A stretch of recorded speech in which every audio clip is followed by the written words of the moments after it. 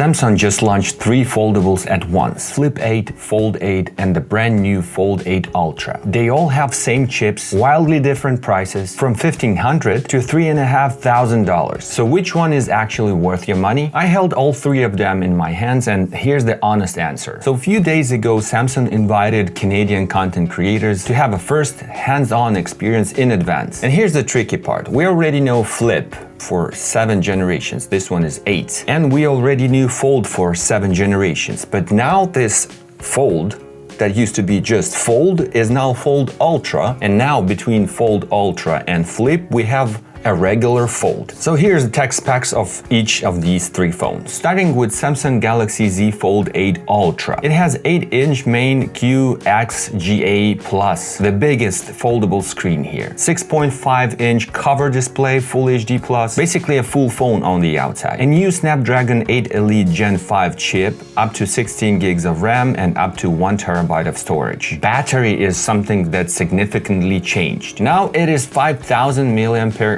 and 45 watts charging. In terms of cameras, it has a same 200 megapixel wide f1.7 camera, 50 megapixel ultra wide, and 10 megapixel telephoto. That's the only phone in the lineup that has a dedicated telephoto. 30x to see imperfections of your house.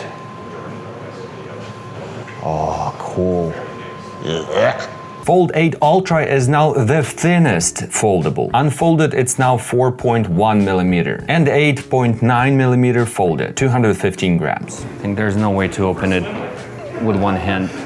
Yes. One hand test. No, not really. Prices in Canada start from $2,700 Canadian for 256 gigabytes model, $2,980 for half terabyte version, and $3,540 for 1 terabyte. Who is this for? Ultimately for those who want the Ultra everything and they don't care about the price. And again, in comparison to Fold 7, it keeps the same 8-inch unfolded and 6.5 folded screens, 200 megapixel main camera, but pushes further the battery. It used to be 4,400, now it's 5,000 mAh. It used to be 25 watt charging, now it's 45 watt. It's a little bit thinner and rocking a new 8 Elite Gen 5 for Galaxy chip. I would say if you still have a Fold 7, there's very little reason to upgrade, but if you're rocking the 6, Fold 6 or even older, definitely a good thing to do. Moving on to a new form factor, Z Fold8, the mainstream book fold. The spec ratio is pretty uncommon and weird at first. If you're holding it like this, you can't even tell if it's regular Fold 8 or Fold 8 Ultra. And then you don't know if you fold it like this or like this. A little tablet in your pocket, 7.6 main QXGA+ screen that has a refresh rate from 1 to 120 Hz. If you're not looking at it, you don't even feel where the band is. These screens went so much better. 5.5-inch cover display, usable as a normal phone, Gorilla Glass Ceramic 3. So if you compare Ultra and regular Fold 8, this is how this folds this way, this folds this way. After touching this one feels so much bigger and bulkier. Like, I don't know if this one's lighter than this one.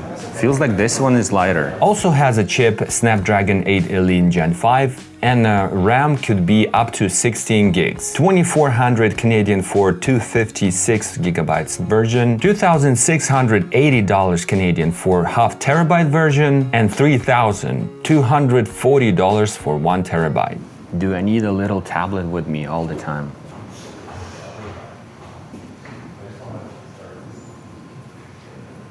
Z Fold8 has 4,800 mAh battery, 45 watt charging, 50 megapixel wide camera and 50 megapixel ultra wide camera, just 2. Like I said, no telephoto on this one, and dual 10 megapixel selfie on main and cover screens. It weighs 201 gram and folds to 9.7 millimeters thickness. We don't need that guy. Erase him. Oh, where did you go? Look at that. Like he never been there. Who is this for? Productivity, multitasking, DeX kind of usage, big screen without ultra tax. And again, if you compare it to Fold 7, then you have a smaller screen, bigger battery, faster charging, and obviously a new form factor. In short, I believe this form factor is very important for Samsung to compete with upcoming foldable from Apple. That's going to be probably the same form factor. Welcome everybody to Flip 8.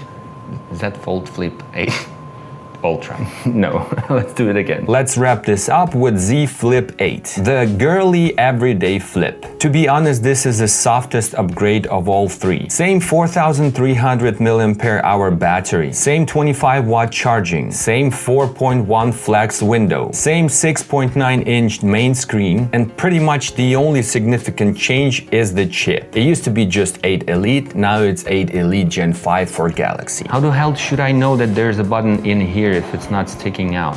The volume is more important, you want to say? It's a fingerprint reader. Thank you. Yes, that's why.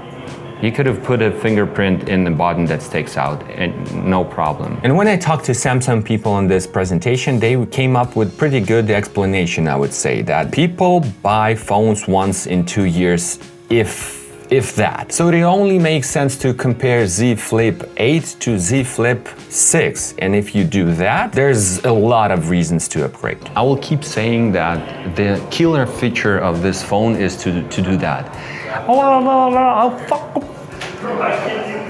But to do it harder, and that's not mine.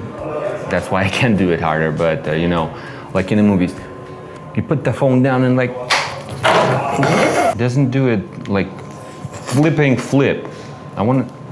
Can you?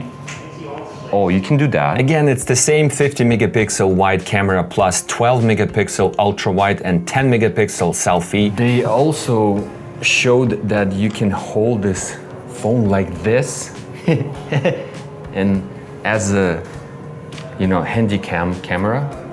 I'm taking pictures of, oh yeah, maybe that makes sense.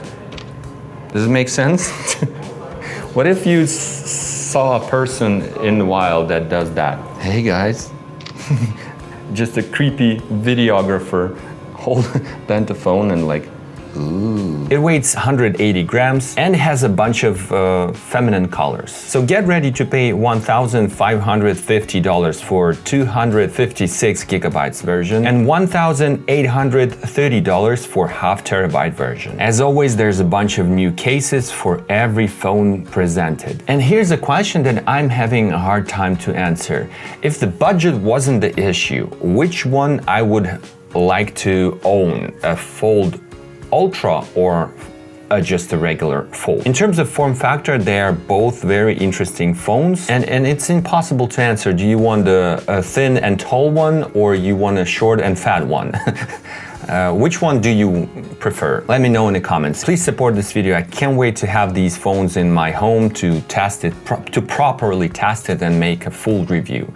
Subscribe and like this video. Thank you very much. Bye bye.